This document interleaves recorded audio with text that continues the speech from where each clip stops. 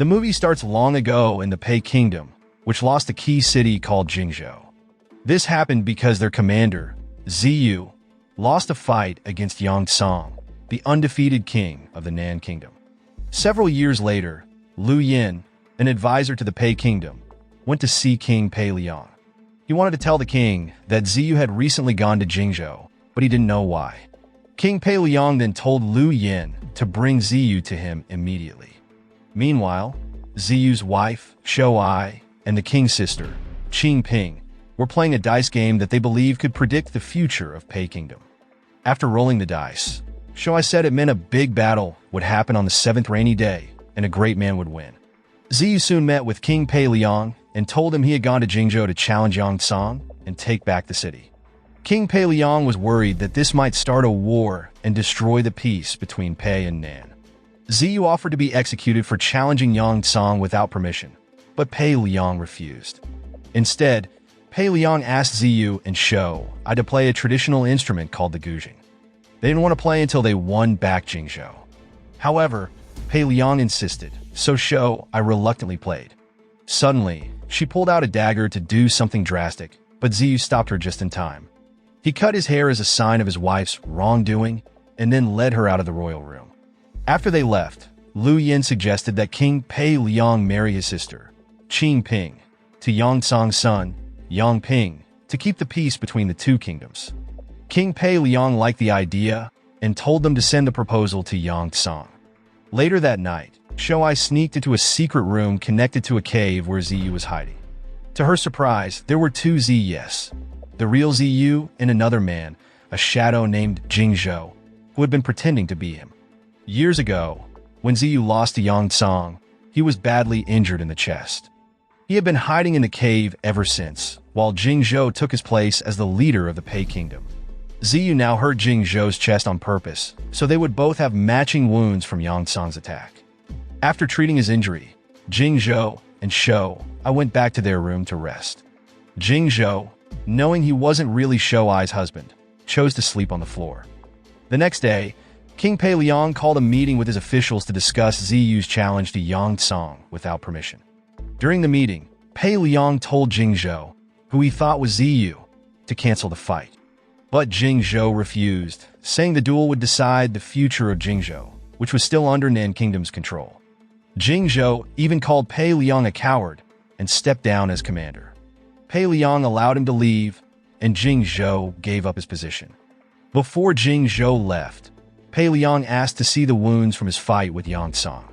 Jingzhou showed his wounds, but Pei Liang noticed a fresh cut on his chest and grew suspicious.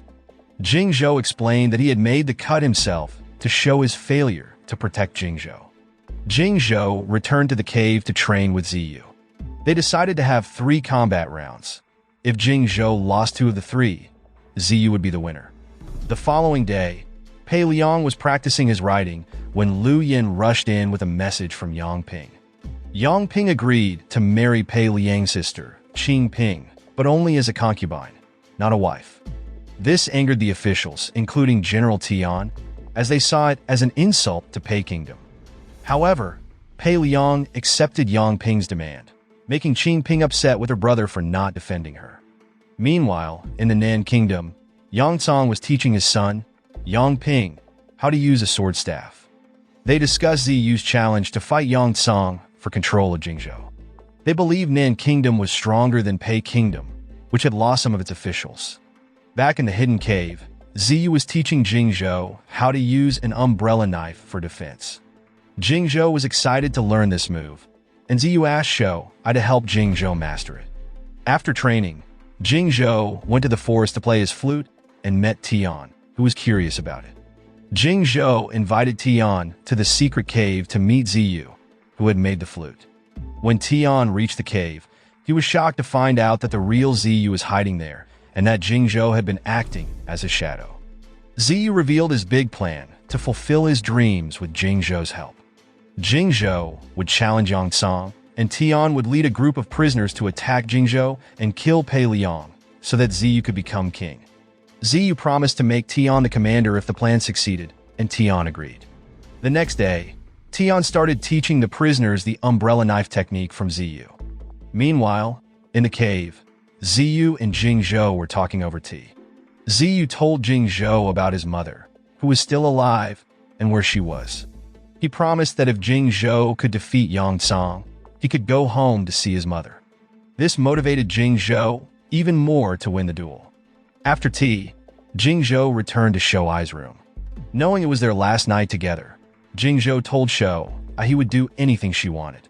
Shouai, who had feelings for Jingzhou for a while, asked him to stay with her. Jingzhou agreed, unaware that Ziyu was secretly watching them through a hole in the wall, furious at what he saw. On the day of the battle, Jingzhou arrived in Jingzhou on a large bamboo raft decorated with yin and yang symbol. He challenged Yongzong to a duel on the raft. Yang Ping warned his father to be careful, suspecting that Jingzhou might have brought hidden soldiers. Just as Yang Ping guessed, Tian and his group of convicts were hiding under the raft, ready to sneak into the city through an underwater passage. Tian was surprised to see Qing Ping among the convicts. She explained that she wanted to help him take back Jingzhou for the Pei Kingdom. On the raft, Jingzhou and Yongzong began their fight, exchanging blows. Yongzong wounded Jingzhou a few times with his spear sword, but Jingzhou fought back using his umbrella knife, determined not to lose. Meanwhile, Tian and his troops entered the city quietly and took down the guards with bows and arrows. They used their umbrella knives as both weapons and shields as they fought through the city and clashed with the Nan Kingdom soldiers. A fierce battle between the two kingdoms erupted in the streets. Back on the raft, Jingzhou was struggling against Yongzong's attacks.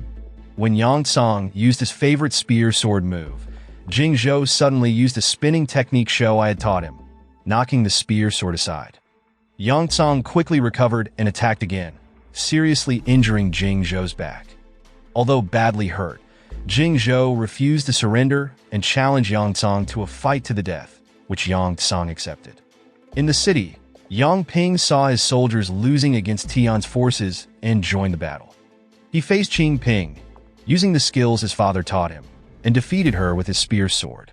Before dying, Qing Ping tried to speak. Yang Ping moved closer, and she revealed that she was Pei Liang's sister, the woman Yang Ping had planned to make his concubine. Shocked by this, Yang Ping was caught off guard, and Qing Ping used her last strength to stab him in the throat. Both died together. Elsewhere, Tian and his men managed to defeat the Nan Kingdom's forces, took down their flag, and declared that Jingzhou was back in Pei Kingdom's hands. Seeing his son dead and the city lost, Yongzong, filled with rage, attacked Jingzhou wildly. Although Jingzhou briefly struck Yongzong with a dagger, Yongzong threw Jingzhou onto a broken bamboo shoot. Yongzong then grabbed an umbrella knife to finish Jingzhou, but Jingzhou moved quickly, turning the knife on Yongzong's throat, killing the king of Nan. Wounded but victorious, Jingzhou went to find his mother at the address Ziyu had given him, only to discover she had been killed. Suddenly, mysterious attackers appeared, but an assassin hired by Pei Liang arrived just in time to help Jingzhou defeat them. Before leaving, the assassin told Jingzhou that Pei Liang had ordered him to protect him. Meanwhile, Pei Liang and his guards rushed to see Qing Ping's body after the battle. The king was heartbroken over his sister's death and regretted allowing her to be offered as a concubine, which had led her to fight and die in the battle. The next day, Pei Liang made an announcement in front of the kingdom's officials. He declared that Jingzhou was back under Pei Kingdom's control and welcomed Jingzhou, who was still pretending to be Ziyu, as a hero. Jingzhou entered the room, dirty and wounded, and Pei Liang asked everyone except Shouai, Jingzhou, and Lu Yin to leave. Meanwhile, in the secret cave, 3 assassins sent by Pei Liang were on a mission to kill Ziyu. The king had discovered all of Ziyu's hidden plans, including his plan to take over the Pei Kingdom. Back in the royal hall, Pei Liang quickly killed Lu Yin, blaming him for Qing Ping's death because he had suggested her marriage to Yang Ping. Then, Pei Liang told Jingzhou that he knew the real Ziyu was hiding in the cave. He admitted to sending assassins to kill Ziyu so that Jingzhou could take over as commander and marry Shouai. Soon after, one of the assassins, who had a covered head, entered the room carrying a box that was supposed to have Ziyu's head inside. But when Pei Liang opened it, the box was empty. Before he could react, the assassin suddenly stabbed him in the stomach, leaving Pei Liang wounded. The assassin then took off the head covering, revealing that it was actually Ziyu in disguise. Ziyu had defeated all the assassins sent by the king.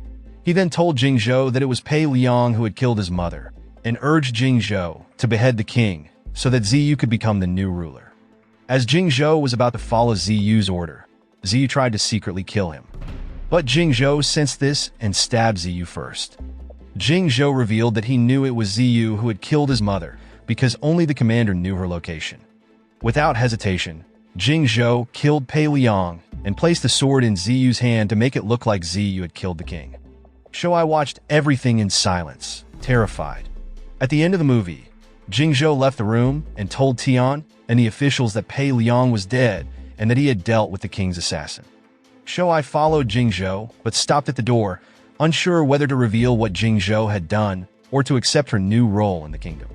So the moral of the story is if you're going to have a secret twin, a hidden cave, or a crazy plan to take over a kingdom, make sure you're good at improv, because nothing goes as planned when everyone's out for revenge, confused about who's who, and your enemies keep popping up out of nowhere.